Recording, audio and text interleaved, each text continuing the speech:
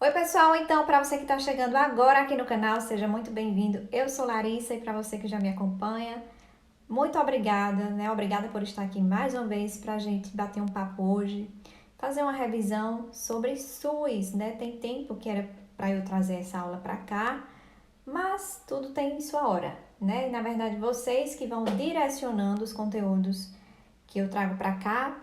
Eu acho que eu sempre estou abrindo caixinha de pergunta lá no Instagram, e aí foi justamente uma das sugestões, né? Faz uma revisão lá no YouTube, apresentando as principais temáticas, não sei, alguma coisa do tipo sobre SUS. Então, estamos aqui, ó. Então, sempre eu já faço convite também, né? Se você quiser, pode me seguir lá no Instagram.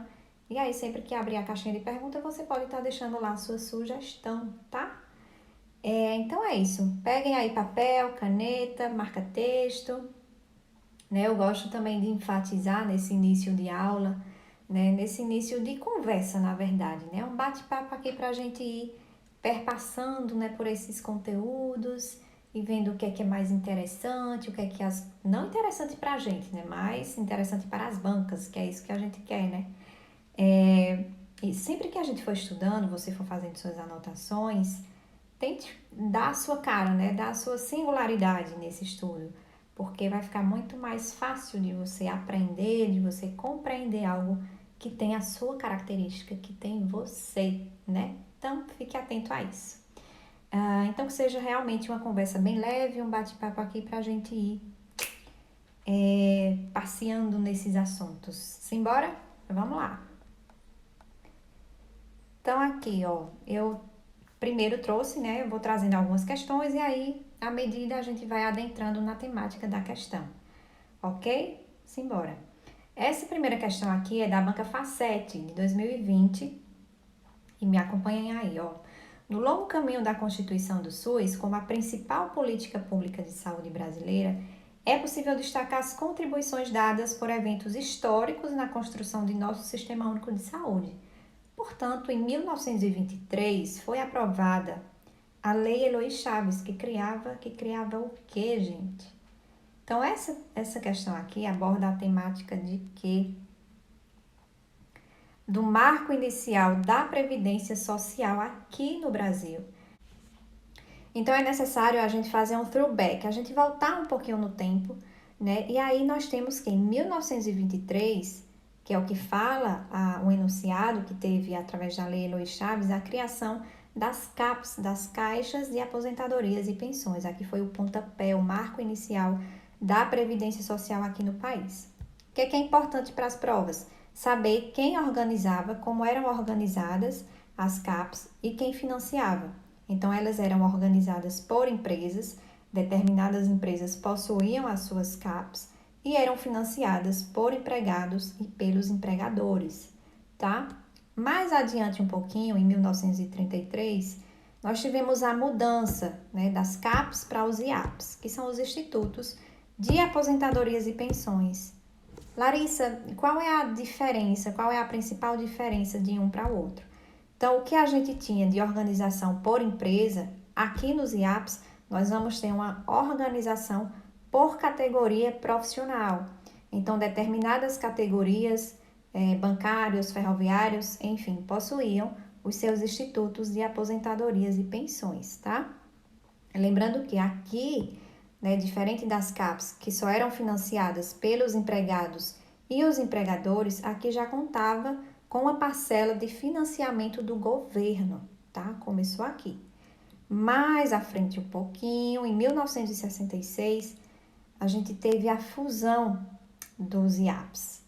O que aconteceu? Qual foi a diferença maior? Então, lembra que a gente tinha nos IAPs a organização por categoria profissional?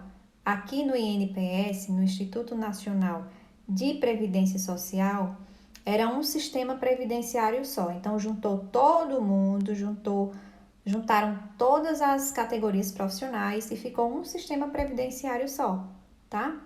Agora, imagine também a bagunça que não era, porque o INPS, ele ficava a cargo das ações tanto de previdência social como também de assistência médica, né? Então, era muita coisa.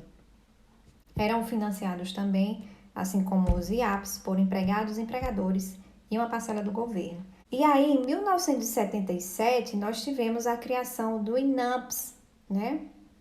Justamente por conta disso, o INPS ele ficava com muita demanda, né, de previdência social, de assistência médica, e aí teve, meio que desmembrou, sabe? E criou o INAMPS, que é o Instituto Nacional de Assistência Médica da Previdência Social. Então, todos aqueles trabalhadores que faziam parte do sistema de previdência social tinham acesso aos serviços de saúde através do INAMPS. Aqui também, quem era que financiava? Empregados, empregadores e também uma parcela do governo, tá? Então, vocês conseguem perceber essa linha do tempo? Então, é importante para a gente poder estar acompanhando, né, como é que se deu ao longo do tempo essa assistência médico-previdenciária. Lembrando que a outra parcela da população, aqui a gente tinha um sistema de saúde que era excludente, né, antes do SUS, não eram todas as pessoas que tinham acesso, somente como a gente falou aqui, aqueles que eram trabalhadores formais e seus dependentes. Então, a outra parcela da população, quando precisava de uma assistência, recorria às Santas Casas de Misericórdia, né, ou também através das ações pontuais, né, do Ministério da Saúde, que fazia aí principalmente campanhas de vacinação, enfim, era dessa forma, tá? Então, ficou muito fácil, né, da gente responder a questão. Vamos lá, ó. Em 1923, foi aprovada a Lei Luiz Chaves, que criava, gabarito letra A, né, ficou muito fácil, caixas de aposentadorias e pensões, tá? Vamos para outra questão aqui, abordando também essa temática, a OCP 2020. Considerando o contexto histórico da saúde no Brasil, preencha a lacuna e assinale a alternativa correta.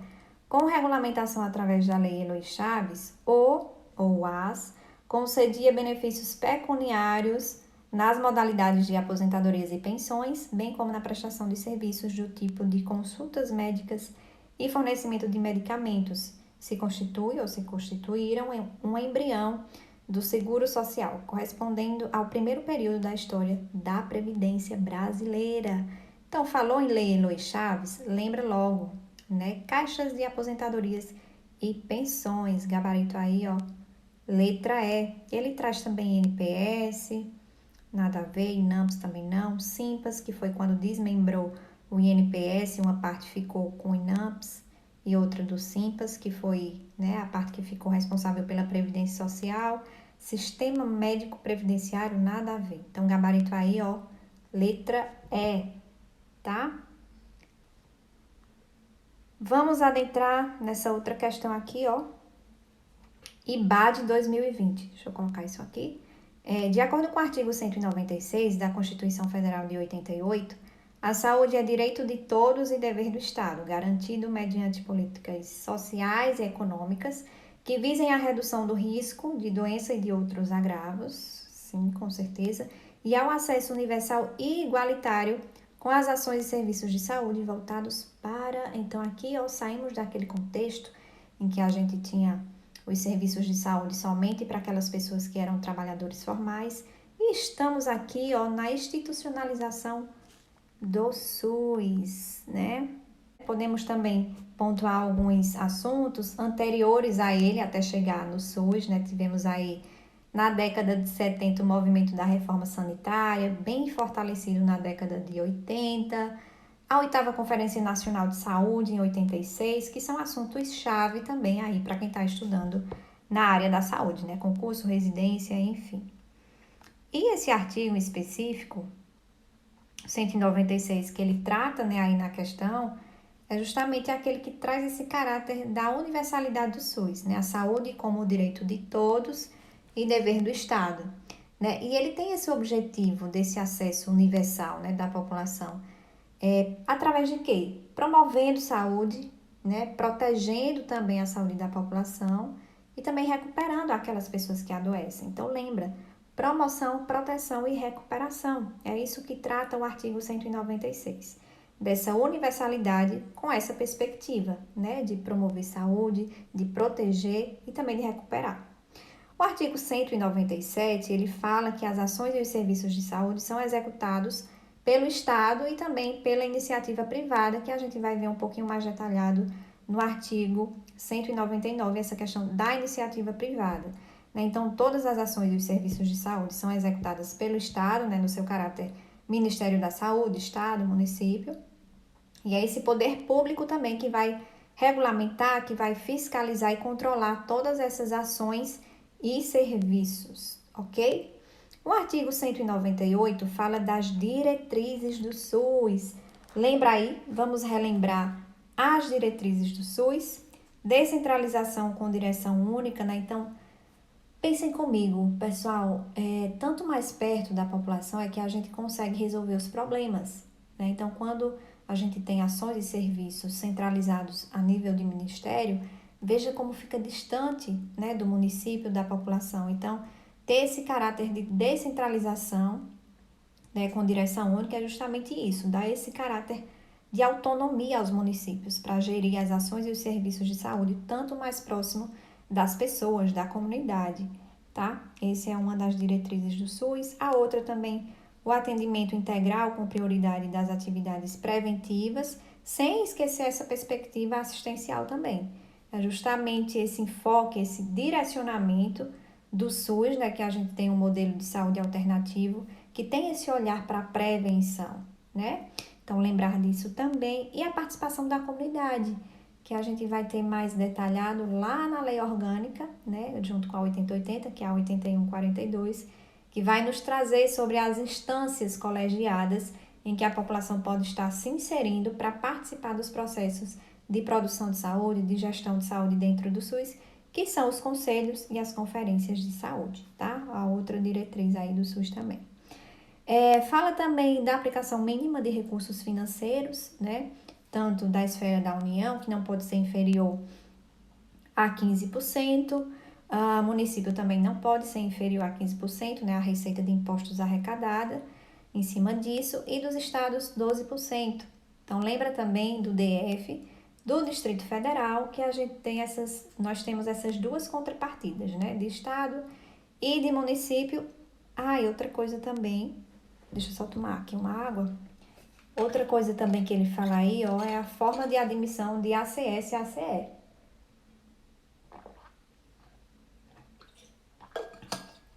Então, como esses profissionais podem estar sendo inseridos, né, dentro do SUS através de seleções públicas, tá? É uma das formas de admissão, e também quem vai fazer essa organização de piso salarial, tudo fica a nível federal. Então, esse artigo trata também dessas formas de admissão de ACS e ACE, né? Agente comunitário de saúde e agente de combate a endemias.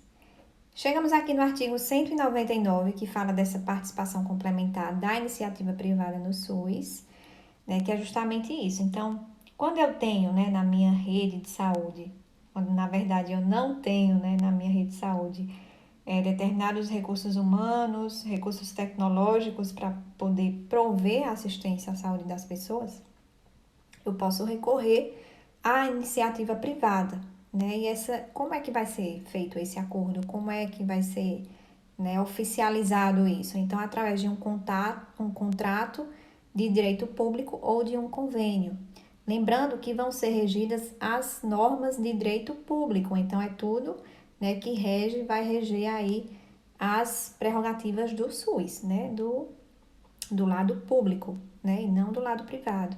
E vão ter também prioridade aquelas entidades filantrópicas e também sem fins lucrativos, tá? Isso que trata o artigo 199. E o 200, temos aí as competências do SUS, o que é que o SUS vai fazer? Então, são muitas coisinhas, né? É importante que você vá estudando aos poucos, e à medida que você for estudando, lembra de no final, tem o site do Que Concursos e do PCI Concursos também, você pode colocar lá questões, competências do SUS, e aí, ó, treina bastante. Aqui no canal a gente tem também questões sobre as competências do SUS, então é só dar uma passeada aí, tá? Então, vamos ver aqui. Então, ele traz, ó, de acordo com o artigo 196, ele dá a definição, né, do que trata esse artigo. Esse acesso universal e igualitário com as ações e serviços de saúde voltados para quê? Para quê, pessoal? Para promover proteger a saúde e recuperar também a saúde daquelas pessoas que foram acometidas por alguma doença, por algum agravo, tá? Então, gabarito aí, ó, letra A, tranquilo, né? Outra questão aqui, simbora. Outra temática. Ao CP 2020, no que diz respeito ao planejamento em saúde, que consta no decreto 7.508, em âmbito estadual, deve ser realizado de maneira... Como é que o planejamento é feito? Como será que faz isso em saúde? A partir das necessidades 2, considerando o estabelecimento de metas de saúde. Então, adentramos aqui em outra temática bastante abordada nas provas. Ela não cai, ela simplesmente despenca, ela chove nas provas, que é o decreto 7.508, né? Então, aqui, ó, a primeira coisa que é importante, esse decreto ele vem regulamentar a lei orgânica, né, a 8080. Já aí uma dica, ó, muitas provas, muitas bancas na verdade, elas trazem essa característica de que o decreto ele vai regulamentar, além da lei 8080, outras leis. E isso tá errado, ele só regulamenta a lei 8080, tá? Então fica esperto nisso aí. E no capítulo 3, ele fala justamente dessa questão do planejamento da saúde. E especificamente no artigo 18, ele nos diz, ó, o planejamento da saúde em âmbito estadual deve ser realizado de maneira regionalizada a partir das necessidades dos municípios, considerando o estabelecimento de metas de saúde. Então, pensem comigo, pessoal, vamos pensar aqui juntos, desenvolver um pensamento juntos. Na minha região de saúde, né, até para eu poder traçar um planejamento, o que é que eu vou fazer de ação, de perspectiva de saúde que eu vou ter naquela região, primeiro eu tenho que saber, né, as necessidades da comunidade, da população. E isso está onde? Isso está principalmente no município. Então eu vou organizar, eu vou fazer esse planejamento em saúde, mas eu tenho que pegar essas informações, eu tenho que pegar essas necessidades lá no município. Por isso que ele coloca aí, né, esse planejamento em âmbito estadual, né, ele deve ser feito de forma regionalizada, já que a cada estado, né, aqui em Pernambuco, por exemplo, nós temos 12 regionais de saúde, então eu tenho que fazer esse planejamento, né, regionalizado, mas olhando as necessidades dos municípios que estão inseridos, né, em cada regional de saúde, tá? É assim que o planejamento é feito na vera, né, na prática, tá bom? Vamos ver mais aqui. Outra coisa também que é importante, que fala também no decreto, né, são as portas de entrada no SUS. Estão lá no artigo 9º. Então, as portas de entrada, como é que uma pessoa começa a ser atendida no SUS? Para onde ela se direciona por primeiro, né? É mais ou menos isso. Então, através da atenção primária, né, a atenção de urgência e emergência, as UPAs, SAMU, atenção psicossocial, temos aí principalmente os CAPs, e também aqueles serviços especiais de acesso aberto. O que é isso? O que é isso, Larissa? O que é que significa? Então, a gente tem principalmente como exemplo de serviço especial de acesso aberto, nós temos os CTAs, tá? O que é que isso quer dizer? Centros de testagem e aconselhamento, né? Que são aqueles centros que lidam com DST, com AIDS, tá? E temos também os CERESTs, os Centros de Referência em Saúde do Trabalhador. São exemplos aí de serviços especiais de acesso aberto. Outra temática, né? Essas portas de entrada que é bastante cobrada aí nas provas que abordem o decreto 7.508, tá? Outra questão, mapa da saúde, né? Que é justamente isso, descrição geográfica da distribuição de recursos humanos e de ações e serviços de saúde ofertados pelo SUS e pela iniciativa privada, considerando-se a capacidade instalada existente, os investimentos e o desempenho aferido a partir dos indicadores de saúde do sistema. Então, gente, mapa de saúde, eu vou fazer um mapeamento, eu vou descrever o que é que a minha região tem de ação, de serviço de saúde, o que é que tem de recursos humanos. Então, veja como isso está atrelado ao planejamento, né?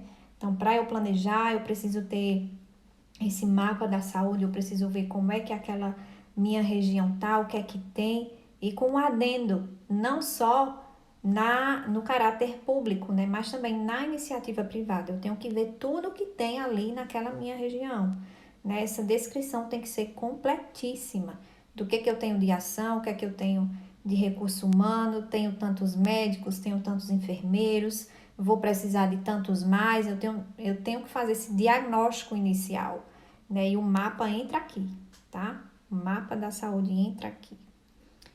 E outra coisa também, temos a região de saúde, né? Já que eu falei, nós temos a saúde, né? Aqui em Pernambuco, como eu disse, temos 12 gerências regionais de saúde, 12 regiões de saúde. E é justamente isso, esse espaço geográfico contínuo constituído por agrupamentos de municípios limítrofes, delimitado a partir de identidades culturais, econômicas e sociais e de redes de comunicação e infraestrutura de transportes compartilhados com a finalidade de quê?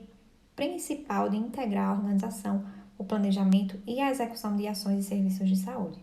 Então, justamente isso, né? A partir do momento que eu tenho, né, o meu estado dividido em regionais de saúde, né, sendo aí como característica essas identidades culturais, econômicas e sociais, mas com o intuito principal, o objetivo principal, né, de melhorar o acesso às ações e os serviços da população.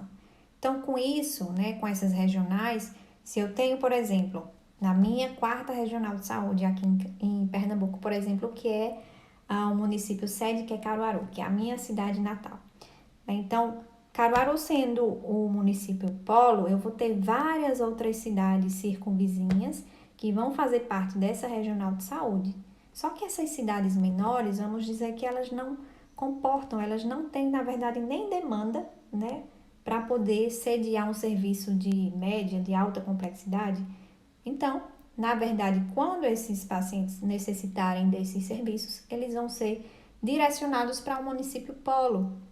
Então, por isso, a importância dessa rede regionalizada, organizada, né, principalmente com esse intuito, com essa perspectiva de dar uma melhor assistência para a população, tá? Então, isso é região de saúde.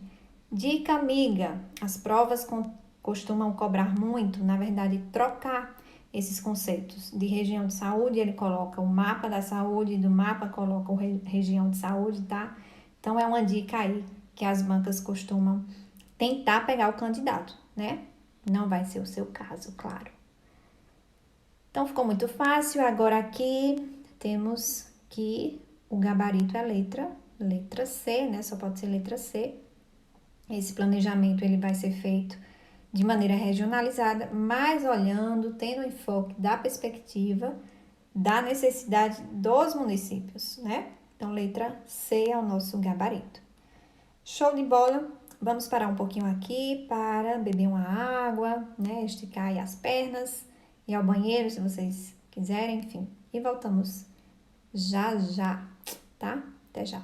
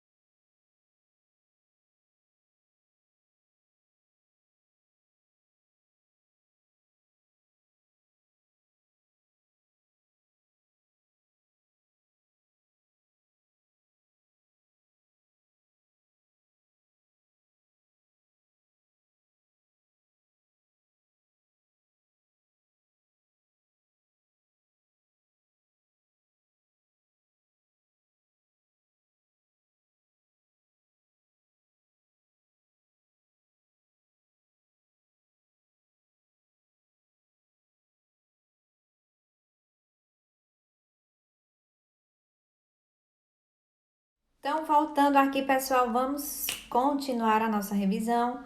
Agora, uma questão da Banca Vunesp 2019. Seguinte: a notificação compulsória alimenta o Sistema Nacional de Vigilância Epidemiológica, o SINAM, e deve ser feita. Então, a temática aqui dessa questão é dos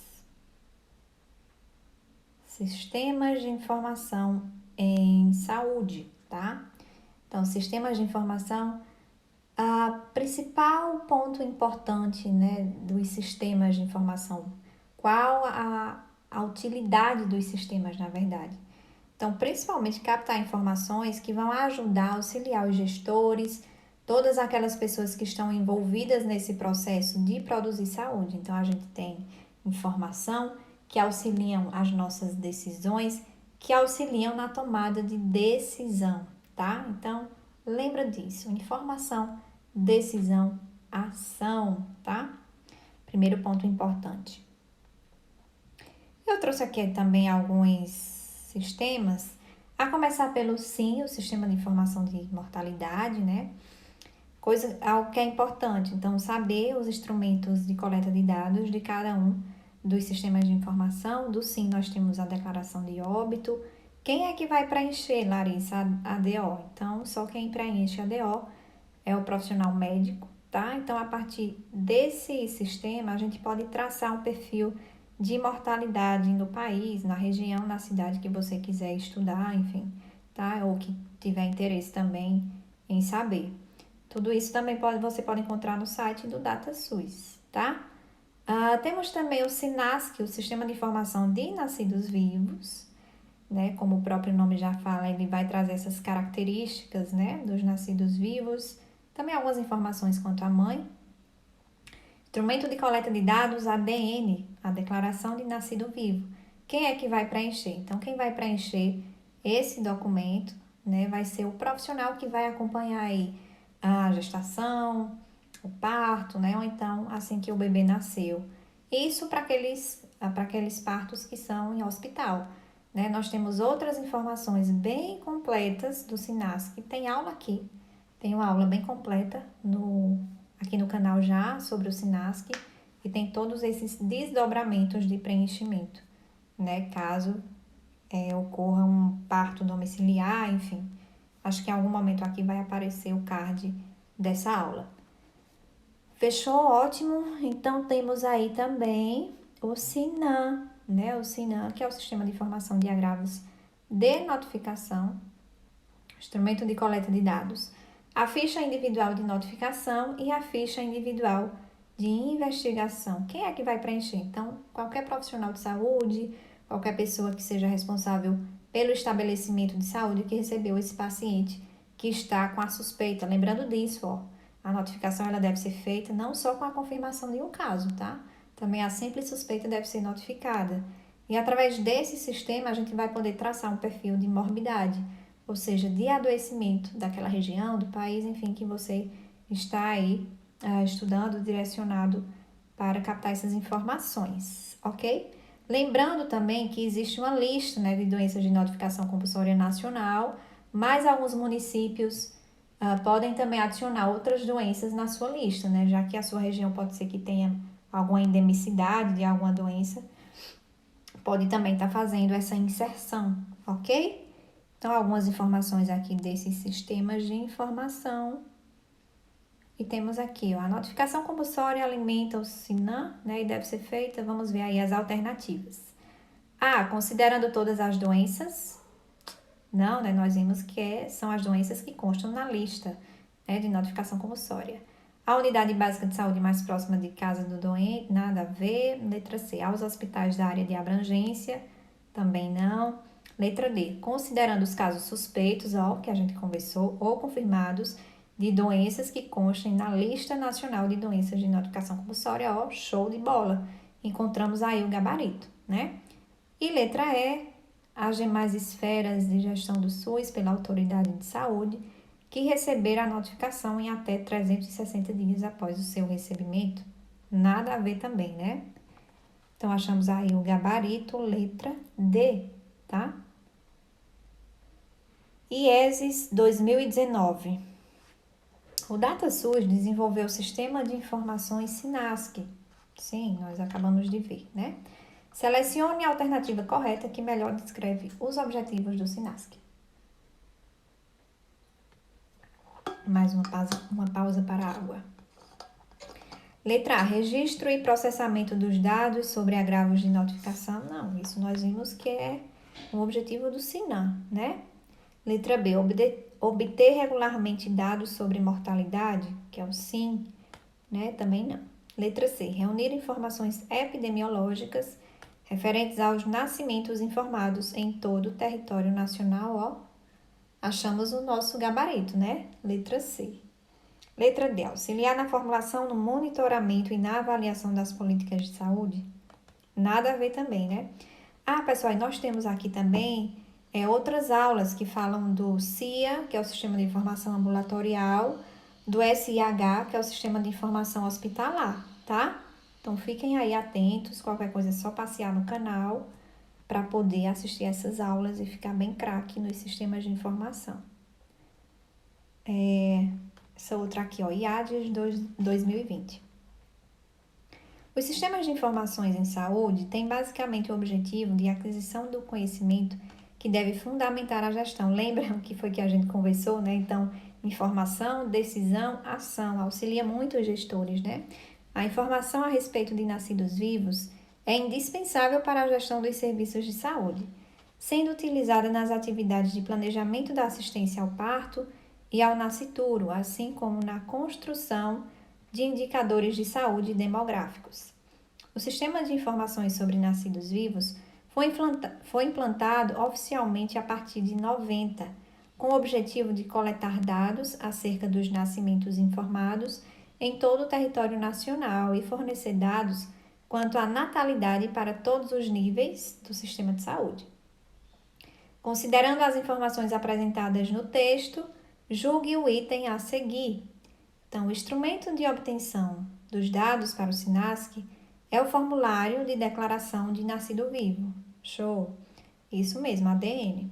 Padronizado nacionalmente, previamente numerado e emitido somente por hospitais. Então, tá super errado, né? Esse documento, ADN, deixa eu trazer essa bolinha para cá que fica caminhando. Ela é previamente numerada e ela só pode ser emitida exclusivamente pelo Ministério da Saúde. Então, aí está o erro, né? Não é pelos hospitais. Então, gabarito. Erradíssimo. Errado, tá? Simbora. Questão aqui, ó. IBFC 2019. Os níveis de aplicação de medidas preventivas são prevenção primária, secundária e terciária. O nível de prevenção secundária abrange... Então, essa temática aqui, gente, lembra dos níveis de prevenção de Livell e Clark? Nós tivemos isso, temos alguma aula bem bacana aqui, eu acho que é a aula de processual de doença, história natural da doença, que nós falamos sobre esse modelo de Livell e Clark, né? Que ele fala sobre esses níveis de prevenção.